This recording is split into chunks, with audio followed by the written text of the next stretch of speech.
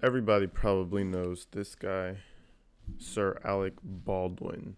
So, just to cover the quick facts, he was filming a movie called Rust in New Mexico in a little remote town called Bonanza Creek Ranch in Bonanza City, New Mexico, wherever the fuck that is. The incident that happened on the set of Rust is what we're here to talk about today. And obviously, the gun in question was a FLLI Pieta Long Colt 45 revolver. October 21st, 2021, someone was shot on the set of Rust. Everybody knows at this point it was the cinematographer Helena Hutchins. If I'm not mistaken, it's 1873. That's the model of gun. So it's a really old revolver, but still at the same time, super high caliber, 45 cal, that will do some damage. So as most of you know, Helena Hutchins died, and the director Joel Souza, I think that's how you pronounce it, was struck, but he survived. That was the whole situation. Now, he was charged for involuntary manslaughter, along with the armorer Hannah Gutierrez-Reed. Okay, so let's talk about these two. Let's really talk about it. Who's at fault? Because he's pointing the finger at her. She is saying it's not her fault, basically. It's both their faults, people. So, if you look at an older interview that he took basically right after shooting her, he was saying that he let the hammer go on the gun and it just went off by itself. Off, he says, without him pulling the trigger. So you have this Colt 45, you just pulled, the hammer as far back as I could without cocking the actual. and you're holding onto the hammer. I'm holding that. I'm just showing. I go, how about that? Does that work? Do you see that? Do you see that? Do you see that? She goes, yeah, that's good. I let go of the hammer. Bang, the gun goes. But everyone who uses a revolver understands that that light trigger, if you have your finger around the trigger while manipulating the hammer, you're more than likely to make the gun go off because it's very lightweight after it's already cocked. And someone like him probably didn't realize that, and I'm pretty sure his finger was holding the trigger, especially as a untrained weapons handler. So I'm going to show a few interviews. I'm going to show the contradiction on how this could not have happened, him just letting the hammer go and the gun firing. That does not happen. You can fire it with the trigger, or you can press the trigger and then cock the gun, and if you release it at this point, it falls and the gun fires. So if, as he is cross-drawing, his finger is on the trigger, which he may have interpreted as just resting on the trigger, but with a 1 millimeter pull, that would be sufficient. Now he pulls the hammer back and then releases it.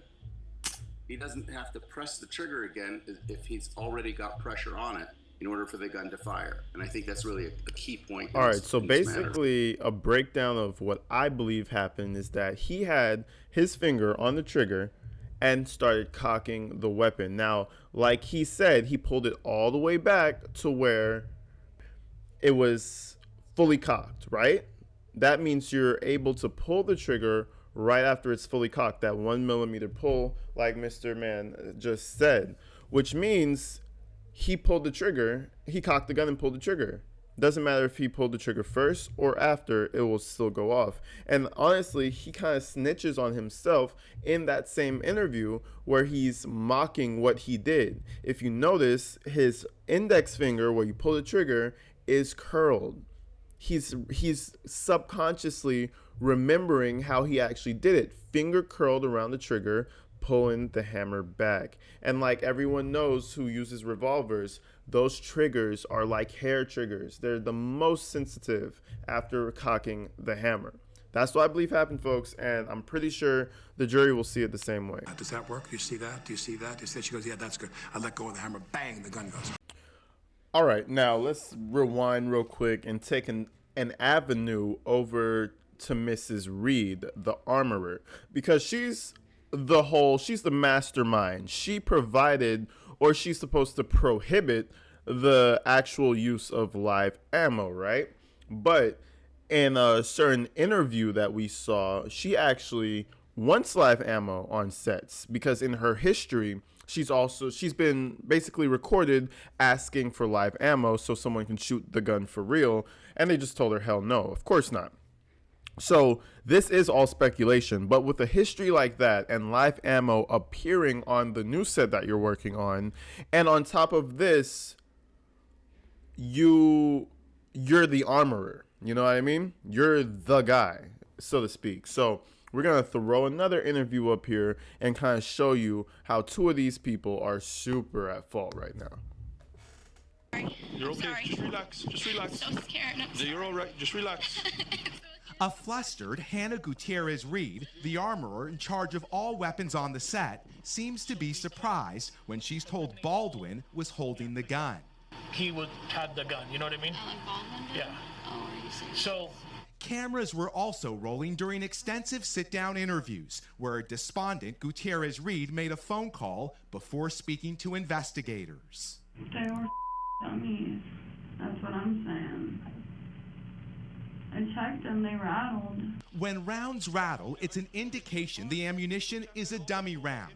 But investigators say several live bullets, which don't rattle, were found on set. Most people just aren't aware of like the exacting nature of reloading. And during their interview with the film's ammunition provider, Seth Kenny provided deputies a series of old text messages where Hannah Gutierrez-Reed had asked for live ammo during the filming of a previous movie, which is never allowed on set.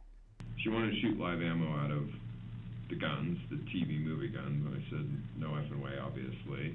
This morning, a clearer picture into a complex investigation and the still unanswered question, how did live rounds get onto a movie set? All right, so clearly there's some issue there.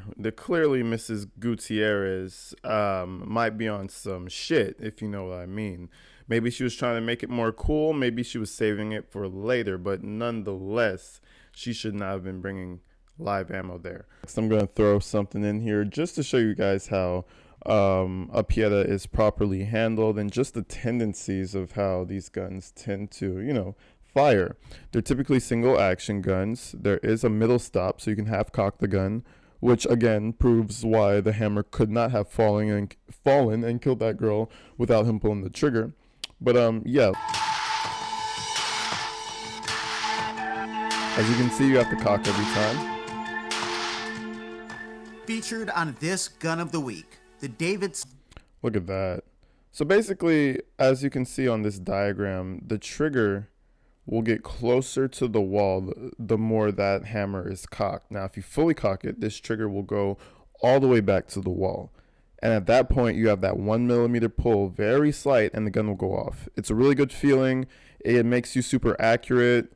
Having light triggers are really nice, but you need to know what you're doing on top of that. Davidson's exclusive Pieta 1873 Rio is an artfully crafted single-action revolver built to harken back to the glory days of the Old West, all while remaining a great shooter for the range. The hammer must be cocked for every shot fired.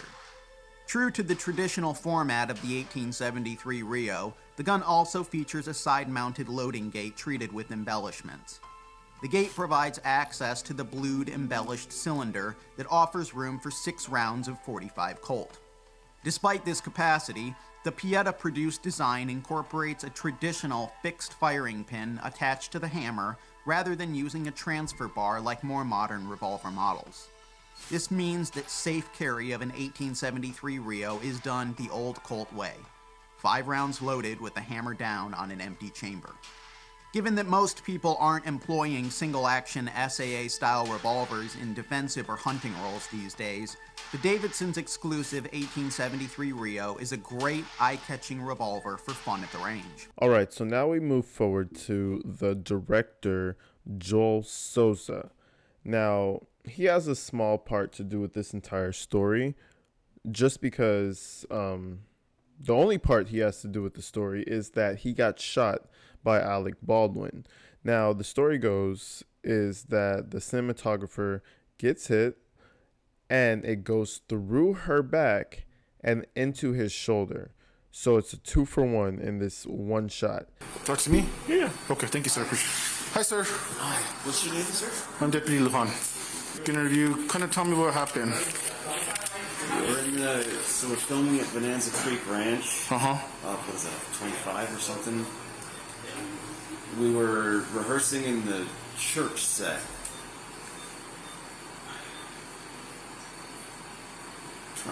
Sorry, I'm trying. It's okay, take your time. Very loud bang, and it felt like somebody kicked me in the shoulder, and then I was down on my ass, and then I looked over and see the cinematographer, Helena Hutchins, with blood coming out of her back. Holding a what? I'm sorry? With blood coming out of her back. Okay. She was between me and I think where the gun went off, and I think it went through her and into me. Okay. And are you an actor, sir, or are you a... I'm a writer and director of the movie. Okay, what's the movie? It's called Rust. All right, so this was the initial reaction.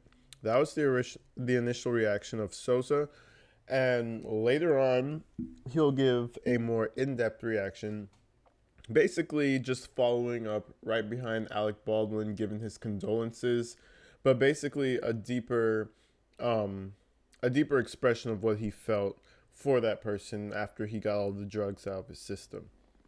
Joel Souza issued a statement to Access Hollywood on Saturday following his hospitalization for injuries sustained in the incident. The 48-year-old filmmaker expressed his sorrow for Hutchins' loss and thanked those who have offered love and support, sharing, quote, "I am gutted by the loss of my friend and colleague, Helena. She was kind, vibrant, incredibly talented, fought for every inch, and always pushed me to be better. My thoughts are with her family at this most difficult time. I am humbled and grateful by the outpouring of affection we have received from our filmmaking community, the people of Santa Fe, and the hundreds of strangers who have reached out. It will surely aid in my recovery." So this basically leads up to my final point. Actors should either be using actual props or get the proper gun safety training that they need.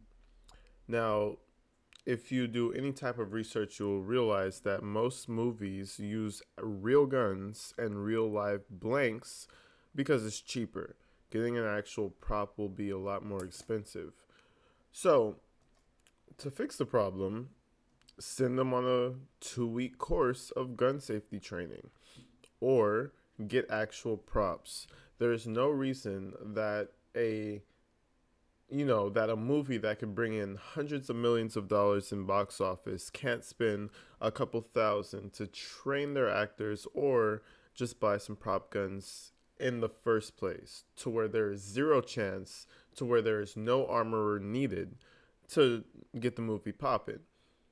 There's two choices, honestly. I think this is going to be a really big eye-opener for the movie industry, for sure.